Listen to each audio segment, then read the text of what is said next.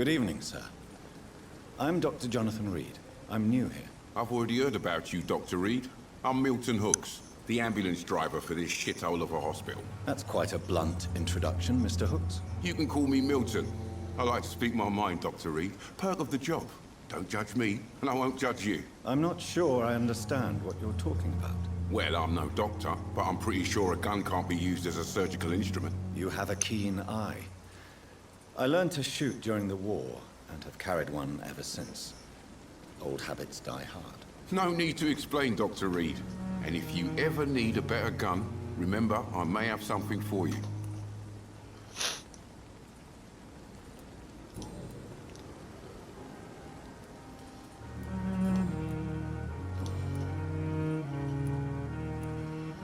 So what do you do exactly in this hospital? Apart from smuggling guns, I mean. I've been an ambulance driver since... too long, I guess. I'll bring sick people here night and day. It's a dirty job, but I get it done. Most of the time.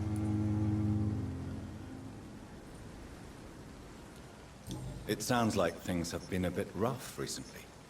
What's happened? Yesterday I got attacked by the patient I was bringing in. I escaped through the hospital's garden, but I lost my wallet when I was running. You left an infected patient outside the hospital? That's incredibly dangerous. Go there yourself if you want, but be careful, Doctor. I'd rather not bring your dead body back.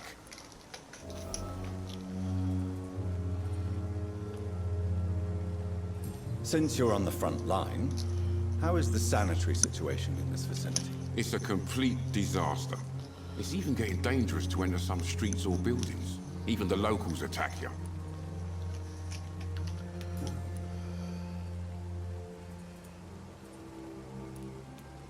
How is the situation around here? You want to hear the situation is all right? It's fucking awful. We lack everything, and it's getting worse every day. Are you really smuggling weapons through the hospital? And why not? I've already been attacked by patients, you know. And by gang members willing to steal my money. But you're not defending yourself.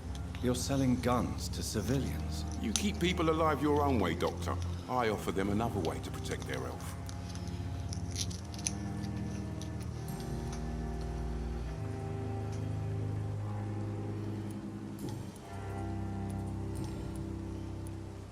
I'd like to see your goods. Wise choice, Dr. Reed.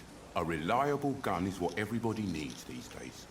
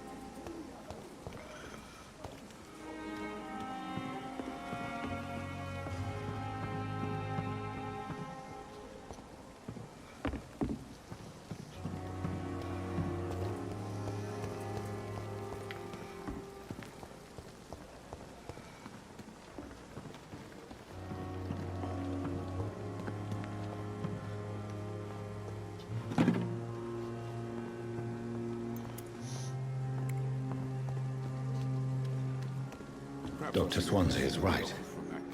This place seems perfect to conduct my research.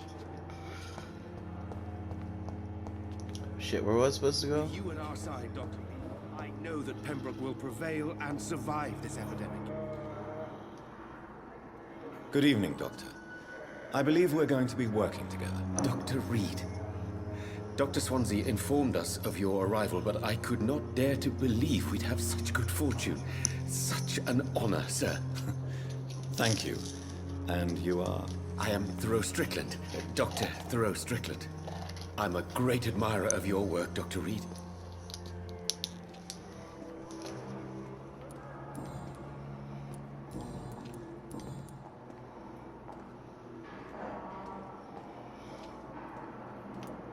Please, could you tell me something about yourself? I'm a great admirer of your work concerning blood transfusion, Dr. Reed.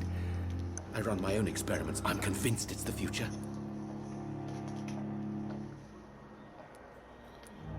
I based my technique on my mentor's research. He helped me perfect my method. What is yours? I'd rather not talk about it. For now, it's just theories and first approach.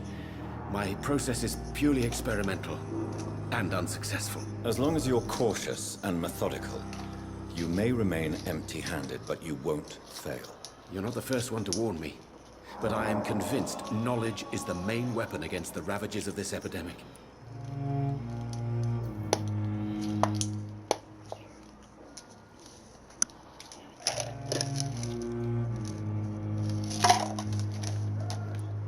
What made you choose to be a doctor? I'm not ashamed to admit you and your work have inspired me. I am honored to have the opportunity to work by your side.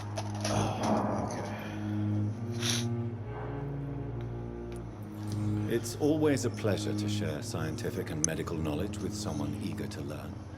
I'll be glad to help you if I can. This epidemic may be the century's most terrible disaster, but I'm convinced that we, as doctors, are the only ones able to defeat it. What can you tell me about the Pembroke? Well, it has always been an honor to work with Dr. Swansea. But with your arrival, I can't think of a better opportunity to learn about blood transfusion. You seem quite optimistic. It's a rare and precious attitude in these difficult times. I'm convinced that this epidemic is a test of endurance and dedication for us men of science. Questions remain about our capacity to resolve the situation. True. Last summer, during the first wave of the epidemic, I used to joke with Milton about the extra work. We're not smiling now. Do you need help with anything in particular? Well, yes, maybe. I'm waiting for a batch of products I ordered for my personal research, yet my supplier seems to have vanished. Do you want me to play the errand boy for you? Oh no, Dr. Reed. But if you went personally to his shop, what with your reputation and all, he wouldn't dare to refuse the products I need. I see. Well, give me the address, for I may pass by if I have time.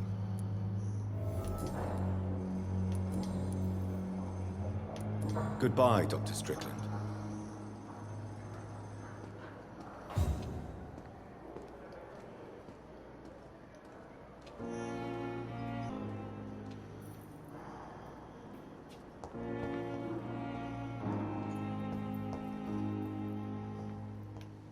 You always knew the words to calm the children, Ellen. As for me, what a bloody idiot. Sure would make a difference.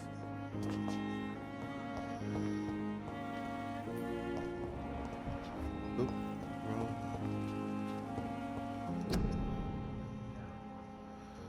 Due to the influenza, this hospital can no longer take any patients. Hospital, please go home. My sweet girl.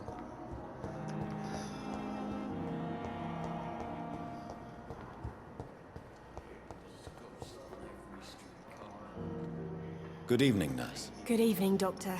I don't think we've been introduced yet. My name is Pippa Hawkins. And I'm Dr. Jonathan Reed. Dr. Swansea has recently offered me a position in this hospital. Well, it's a euphemism that your help will be appreciated, Doctor.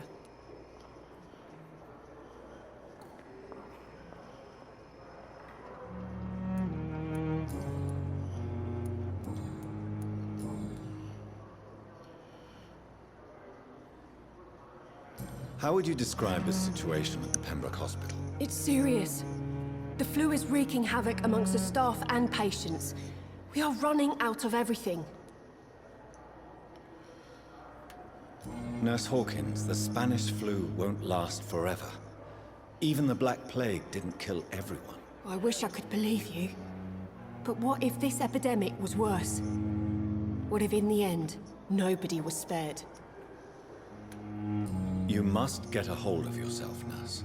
Sorry, I'm exhausted. No one has any idea when this epidemic will be over.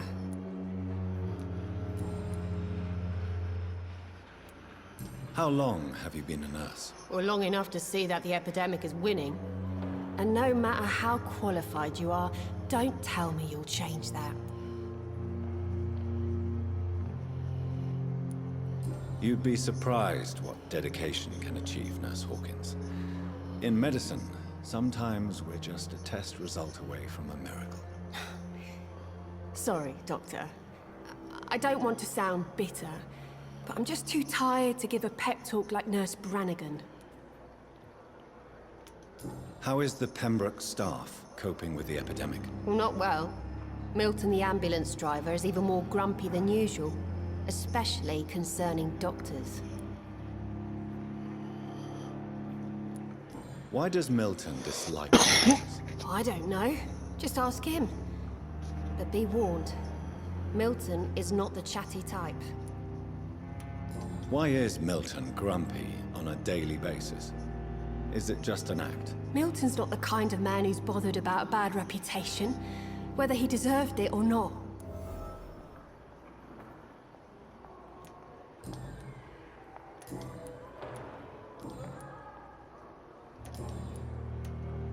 Goodbye, Nurse Hawkins.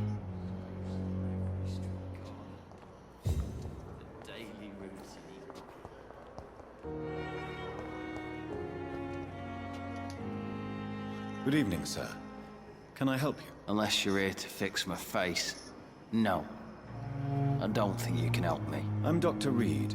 I've recently taken the position of head surgeon here. War injuries, am I right? You guessed right, Doctor. German shell took my pretty little mug right off. But they still call me Thomas Elwood.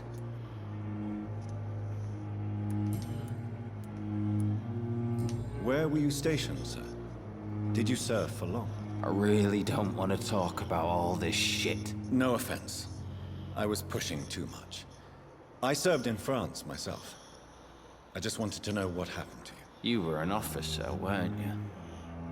Then I doubt we fought the same war, sir. No offense.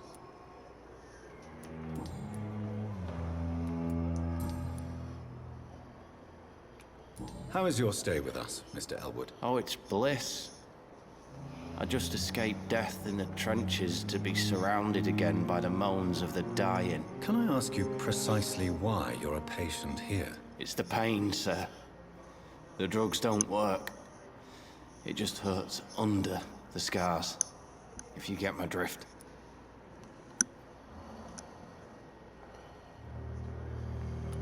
Can I do anything for your pain? Nurses gave me a bunch of pills. No effect. Told you. It's like the flames are under my skin, burning away. Who is treating you? Is someone in particular looking after your case? Nobody since the old and tired doctor spoke to me. Started to think I was forgotten about. Wouldn't blame you. You don't seem worried by that. My face hurts so much more when I smile or cry. I've learned it's easier not to speak. But be assured I'm smiling inside.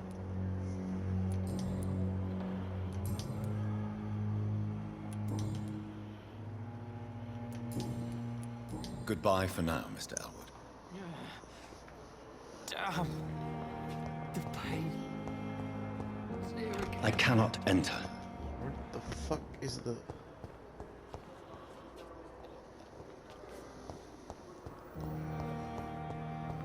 Did we talk to you already? Good evening, miss. I'm Dr. No. Reed, the new surgeon at the Pembroke Hospital. And who are you? Your name has no meaning to me, mortal. You're nothing but dust blown by the winds of eternity. I beg your pardon? What are you begging for, mortal? My clemency? Well, tonight maybe I'm inclined to mercy. You'll never forget the night you met Thelma Howcroft. You keep calling me mortal. Why is that? And if I'm mortal, what are you? Well, Dr. Reed, if you must know, I'm a vampire.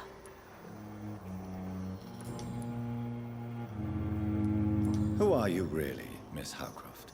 I mean, apart from being a vampire. Is that not enough for you, puny mortal? What do you require?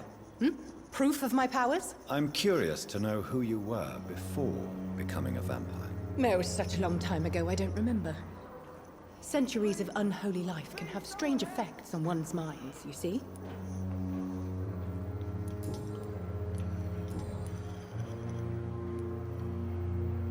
And why do you believe you're a vampire? I don't need to believe anything. It is what I am. It is what I feel within this hollow shell of flesh.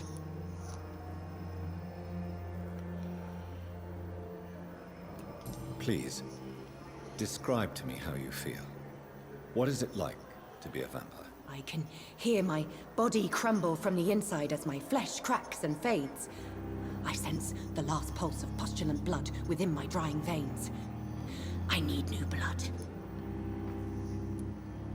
I see. Have you ever heard of Cotard syndrome, Miss Howcroft? Never. It's a mental illness discovered by a French neurologist named Jules Cotard. The affected patients are delusional. They believe that they are putrefying, that they are dead, a ghost or a ghoul, or in your case, a vampire. Delusional, you say? Oh, sad and petty mortal. You can't even begin to understand the concept of immortality. And you think it is I who am delusional. I'm assuming you must be a patient here. Am I right, Miss Howcroft? It's only a cover. To hide from my enemies. I can leave whenever I want. As a woman, a spirit, fog, or bat. Who are these enemies you mentioned? Can you describe them? I cannot say for sure. But I sense their eyes on me from nearby.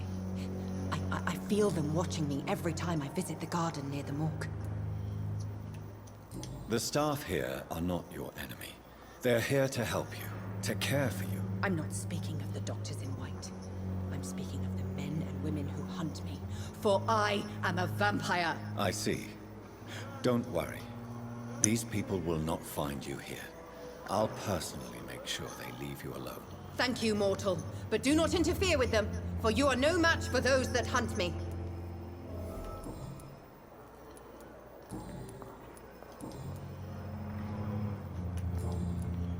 I'll leave you, Mistress of the Dark, to your nocturnal activities. So little result.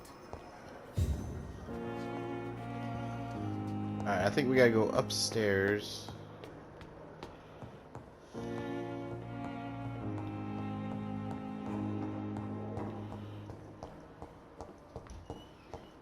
Is this it? It's locked.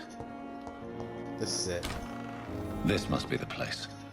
It's definitely away from prying eyes. Relegated to the shadows. A kingdom of my own. At least I won't be sleeping in a coffin.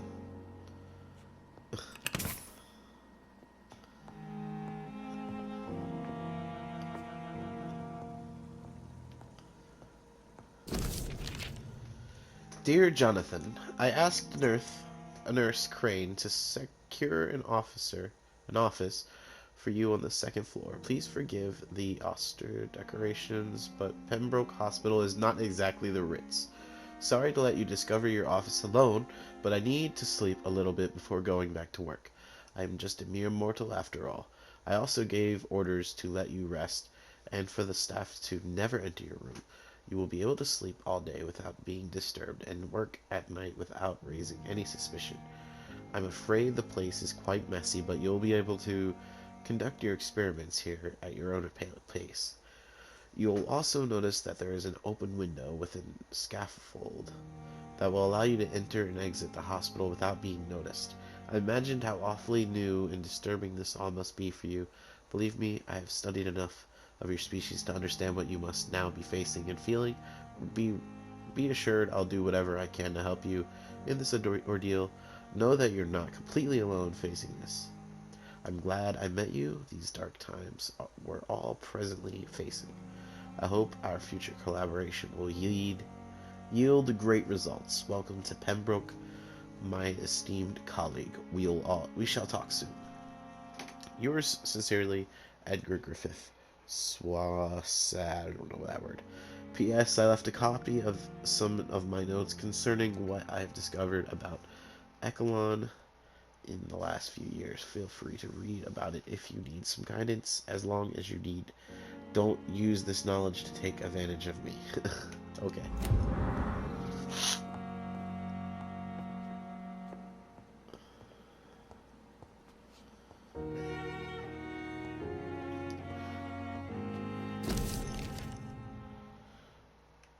shit, more reading. It is a rare opportunity and almost a privilege to approach a vampire to observe their most intriguing physical and psychological traits with a scientific and rational eye. Here are some most fascinating abilities I've personally observed over the last 10 years while interviewing a vampire, or Ekon, as they prefer to call themselves. Supernatural speed. A vampire can act or move like a mortal in all his actions, but trained eye will spot that they have keenest sense and can react quicker than any mortal.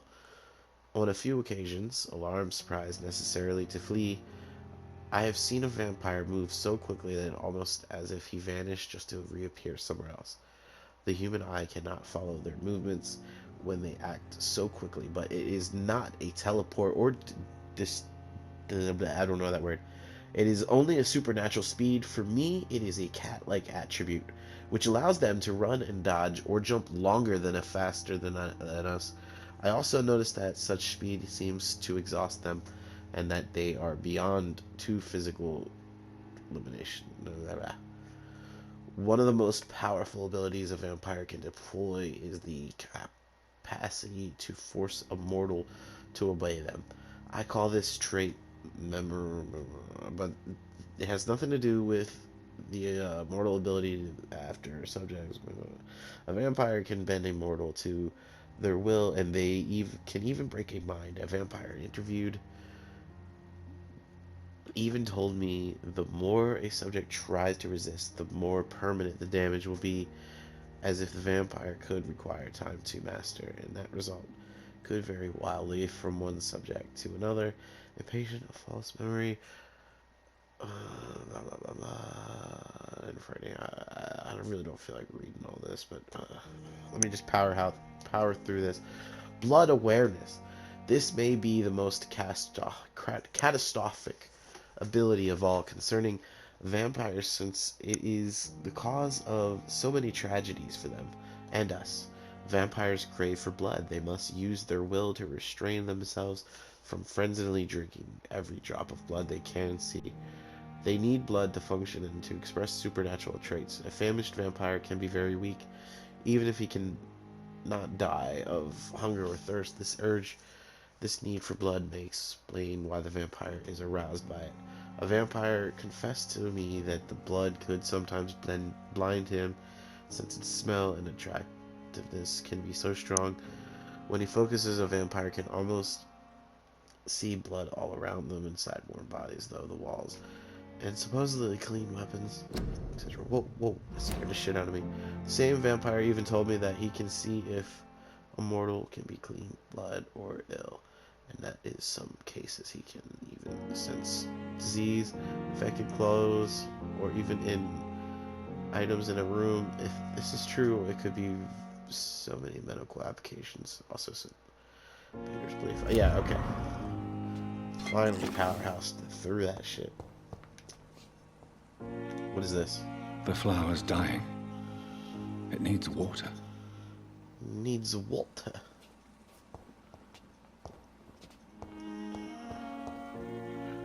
Okay, so that's that. This is the bed, right? That's to save. What's this?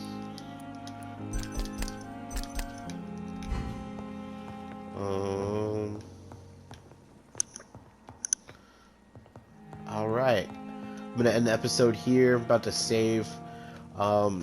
Thank you for watching. Smash that like button and smash that subscribe button. Comment down below. Yep, that's pretty much it. Peace.